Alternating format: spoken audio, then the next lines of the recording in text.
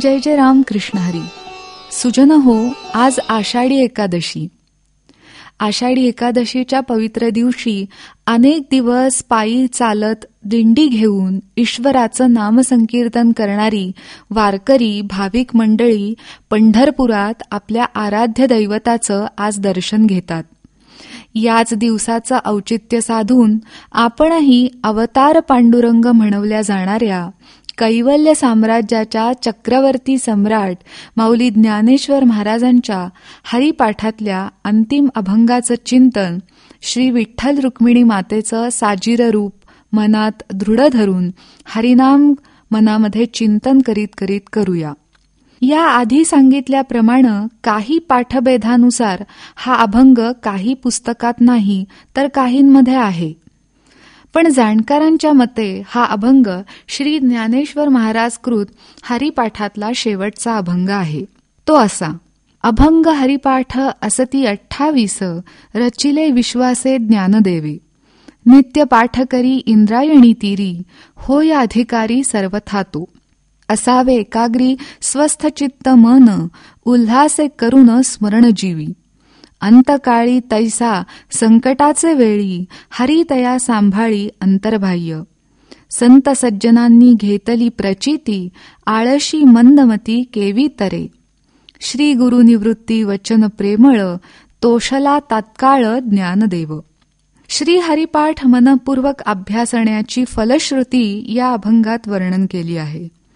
माऊली निश्चयपूर्वक सांगतात की हे हरिपाठाचे अभंग इंद्रायणी नदीच्या तीरावर बसून श्रद्धायुक्त अंतःकरणाने जो करील तो सर्वथा परमार्थ मार्गातला अधिकारी होईल.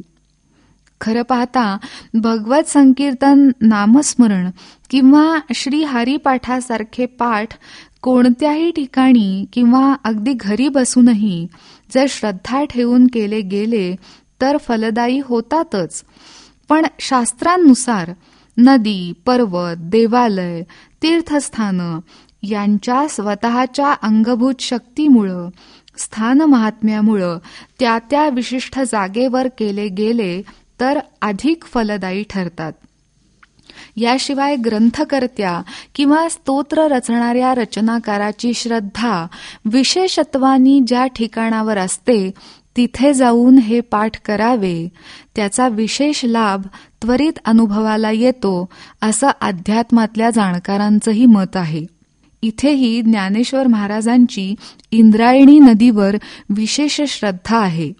जसं प्रभू रामचंद्रांना आराध्य मानणारे भक्तगण शरयू नदीला गंगेप्रमाणे पवित्र मानतात, तसंच वारकरी मंडळींची सुद्धा इंद्रायणी नदीवर, चंद्रभागेवर नितांत श्रद्धा आहे. म्हणून इंद्रायणी नदीच्या काठावर या हरिपाठाचा उच्चार आत्म्याला विशेष समाधान देतो. विशिष्ट स्थानांवरची पवित्र स्पंदनं मन एकाग्र करायला मदत करतात आणि ती एकाग्रताच त्या त्या स्तोत्राची अनुभूती देते. म्हणून माऊली सांगतात, अशा एकाग्र चित्तानी, स्वस्थ मनानी, उल्हासपूर्वक नामस्मरण करत करत हा पाठ केला तर स्वतः माऊली ग्वाही देतात की परमात्मा त्या जीवाचं संकटकाळी रक्षण करेल, त्याला अंतर्बाह्य उजळवून अंतकाळी तारून नेईल. संत सज्जनांनी याची प्रचिती घेतली आहेच, पण आळसाने टाळाटाळ केल्यास त्यातलं मर्म कसं समजेल. शेवटी श्री गुरु निवृत्तीनाथ कृपेची ही वचनं भाविकांना सुपूर्त करताना माऊली संपूर्णतः संतुष्ट आहेत. जय जय राम कृष्ण हरी.